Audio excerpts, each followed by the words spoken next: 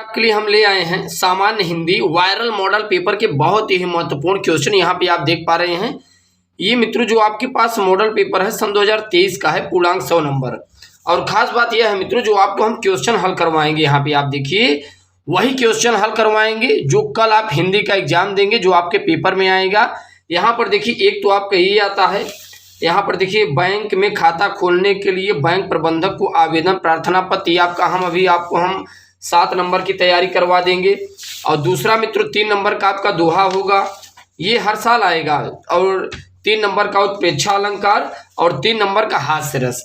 ये मित्रों ऐसे आपके मॉडल पेपर के महत्वपूर्ण क्वेश्चन है वायरल मॉडल पेपर के, जो कि कई साल से आपके बोर्ड एग्जाम में रिपीट भी कर रहे हैं। तो चलिए मित्रों, अगर ये आता है बैंक शाखा प्रबंधक पर आवेदन पत्र लिखने के लिए प्रार्थना पत्र, तो आप लिखेंगे कैसे? दूसरी बात, और आप अपने यदि प्रिंसिपल पर लिखेंगे तो वो भी कैसे लिखेंगे, इसी में हम आपको समझा देंगे। तो ये आपका रहेगा, आपका क्वेश्चन रहेगा। अब आपको इसका आंसर कैसे देना है, लिखना कैसे है, ये आपको ध्यान में रखना है। देखिए, जब भी आप कोई एप्लीकेशन लिख रहे होते हैं तो सबसे पहले आप क्या लगाते हैं? सेवा में। सेवा में मित्रों इसलिए लगा दिया जाता है क्योंकि जब आप किसी से सेवा ले रहे होते हैं ना, तो वहां से पहले आप सेवा में लिख देंगे, ठीक। फिर यहाँ पर देखिए आप ऊपर लिखेंगे शाखा प्रबंधक महोदय, इतनी बात आप लिख लिए। इतनी बात लिखने के बाद आप इसके नीचे बैंक का पूरा नाम, जो भी आपका बैंक का नाम हो, SBI जो भी आपका नाम हो, और सेंट्रल बैंक ऑफ इंडिया जो भी हो, और उसके बाद बैंक ऑफ बड़ौदा जो भी हो, HDFC बैंक, जो भी आपका नाम हो बैंक का, ये आप लिख देंगे। फिर आपको विषय करके थोड़ा सा एक छोटी सी हेडिंग करके डैश करके लिखना है। विषय में क्या लिखना होता है? जिस भी मैटर पर आप अपने शाखा प्रबंधक महोदय को ये एप्लीकेशन लिख रहे होते हैं ना, उसी पर यहाँ पर क्या किया जाता है? विषय में लिखा जाता है। जैसे जरा आप समझिए, मतलब यह है कि जैसे आप अकाउंट खुलवाने के संबंध में दे रहे हैं, आप यहाँ पे लिखेंगे। ATM बनवाने के लिए दे रहे हैं तो ये लिख देंगे, और चेकबुक आप लेने के लिए वो कर रहे हैं तो ये लिख देंगे। कोई भी मैटर आप यहाँ विषय लिख देंगे तो वहाँ पर जो आपके शाखा प्रबंधक महोदय होंगे वो समझ जाएंगे आपका ये एप्लीकेशन किस मैटर पर है, ठीक। इसके बाद आपको क्या करना है? श्रीमान, उन्हें सम्मान देना है। श्रीमान जी, सविनय निवेदन है कि मैं अपना जो भी आप हो नाम लिख लीजिए। मैं फलाना निकाना रिंकू टिंकू मिंकू जो भी हो आप लिख लीजिए। आपके बैंक में एक सेविंग बचत खाता खुलवाना चाहता हूं तथा मैं आपके बैंक का सुविधा का लाभ उठा सकूं, अतः श्रीमान से निवेदन है कि मेरा नया खाता खोला जाए, जिसके लिए मैं सदा आपका आभारी रहूंगा, ठीक। तो ये मित्रों आप पढ़ लीजिए, कुछ है नहीं। सबसे पहले आप सविनय निवेदन अपना नाम लिखिए, फिर आपके बैंक में एक सेविंग बचत खाता खुलवाना चाहता हूं, मैं आपके बैंक का सुविधाजनक लाभ उठा सकूं, श्रीमान से सविनय निवेदन है कि मेरी खाता खोला जाए, जिसके लिए मैं आपका सदा आभारी रहूं। फिर जो भी हो मित्रों यहाँ पे आपको अपना नाम लिख देना है, मोबाइल नंबर लिख देना है, दिनांक लिख देना है। आपका ये मित्रों एप्लीकेशन तैयार हो जाएगा। और ये मित्रों अपने बोर्ड एग्जाम में पक्का है आएगा, कोई काट नहीं सकता इसे। अगर ये बोर्ड एग्जाम में मित्रों अगर आया तो आप समझ लीजिए कि आपका 5-7 नंबर तो पक्का हो जाएगा अगर जब आप ये लिखेंगे तब। चलिए अब यहाँ से हम लोग हास्य रस से शुरुआत करते हैं। आखिर में हास्य रस है क्या, किसे कहा जाता है हास्य रस? तो ध्यान दीजिएगा मित्रों, हास्य रस किसे कहते हैं, यहाँ पर ध्यान दीजिए। हास्य रस अपने अथवा पराये के परिधान, वचन अथवा क्रियाकलाप आदि से उत्पन्न हुआ हास्य नामक अस्थायी भाव, विभाव, अनुभाव और संचारी भावों के संयोग से हास्य रस का ग्रहण करता है। बात समझ में आ रही है? जरा आप ध्यान दीजिए मित्रों, हास्य रस है क्या?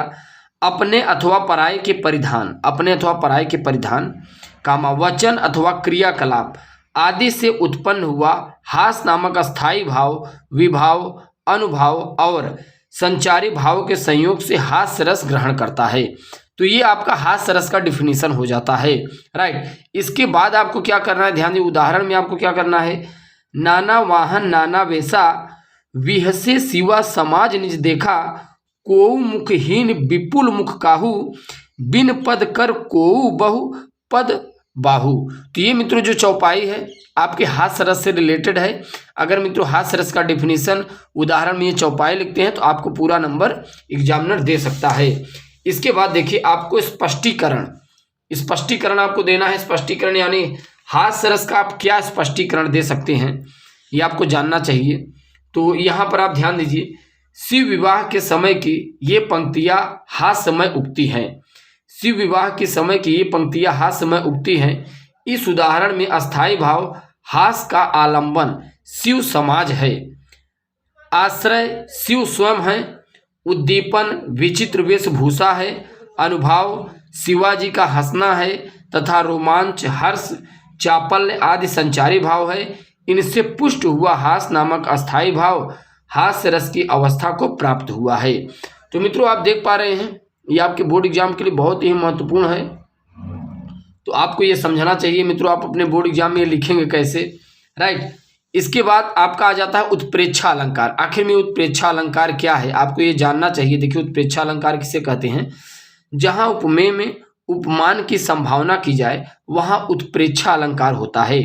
उत्प्रेक्षा अलंकार क्या है मित्रों, ध्यान दीजिएगा, जहाँ उपमेय में उपमान की संभावना की जाती है वहाँ पर कौन सा अलंकार होता है, उत्प्रेक्षा अलंकार होता है। अब ध्यान दीजिए मित्रों, उत्प्रेक्षा अलंकार में आपको क्या चौपाई लिखना है जो कि बहुत ही महत्वपूर्ण हो जाता है। सोहत ओढ़े पीत पटु श्याम सलोने गात मनो नीलमणि शैल पर आतुप परियो प्रभात। ये मित्रों जो आप देख पा रहे हैं ना ये उत्प्रेक्षा अलंकार के अंतर्गत आता है, जो कि आपके लिए बहुत ही महत्वपूर्ण है। उत्प्रेक्षा अलंकार सोहत ओढ़े पीत पटु श्याम सलोने गात मनो नीलमणि शैल पर आतुप परियो प्रभात उत्प्रेक्षा अलंकार है क्या, जहाँ उपमेय में उपमान की संभावना की जाती है वहाँ उत्प्रेक्षा अलंकार होता है। स्पष्टीकरण में जब भी स्पष्टीकरण मांगे तो आप लिखेंगे क्या, यहाँ श्री कृष्ण के श्याम गात में नीलमणि शैल की तथा पीत पट में प्रभात के आतप धूप की संभावना करने से उत्प्रेक्षा अलंकार उत्पन्न होता है। क्या उत्पन्न होता है मित्रों, उत्प्रेक्षा अलंकार उत्पन्न होता है, राइट। अब इसके आगे आप देखिए दोहा आपको लिखना है, ये भी आपका 2-3 नंबर का आ जाता है। दोहा में आपको क्या लिखना होता है, यहाँ पर देखिए दोहा अर्ध सममात्रिक छंद है, इसमें 4 चरण होते हैं। इसके पहले और तीसरे विषम चरणों में 13-13 मात्राएं और दूसरे अथवा चौथे सम चरणों में 11-11 मात्राएं होती हैं।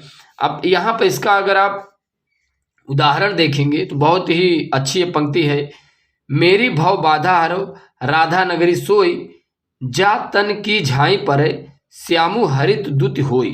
तो ये मित्रों है आपका दोहा है। और यदि आप चैनल पर नए हैं चैनल को आप जरूर से जरूर सब्सक्राइब कीजिएगा। नेक्स्ट वीडियो के साथ मुलाकात करने का प्रयास करते हैं। जय हिंद जय भारत।